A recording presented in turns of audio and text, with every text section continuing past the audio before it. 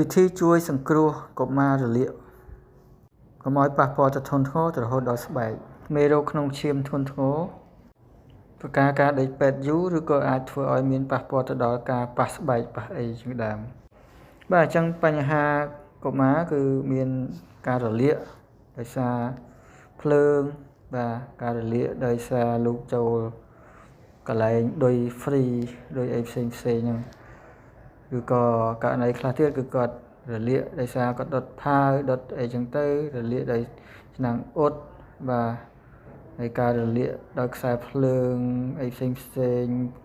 ឆ្នាំងដាំបាយចក្រានបាយ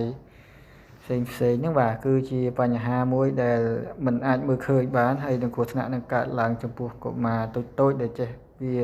ដើរចេះតោងហ្នឹងបាទអញ្ចឹងត្រូវលាងដៃ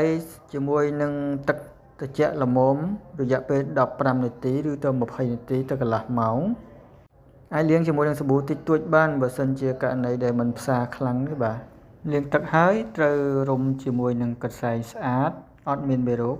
បើមិនចឹងទេគឺកន្សែងដែលបោកទឹកហើយជៀសវាងក្នុងការប្រើថ្នាំដុសធ្មេញទោះបីជាដើម្បីត្រជាក់ក៏ដោយ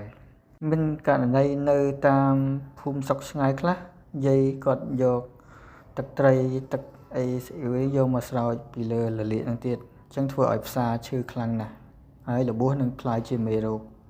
ធ្ងន់ធ្ងរប្រកបក្នុងឈាមចឹងខ្ញុំសូមរីកមែនឲ្យនាំអូនតូចមកជួបវិជ្ជបណ្ឌិតជំនាញដើម្បីធ្វើការវាយតម្លៃហើយនឹងព្យាបាលទៅត្រូវតាមគោលដៅឲ្យបានច្បាស់លាស់ Okay, let's go.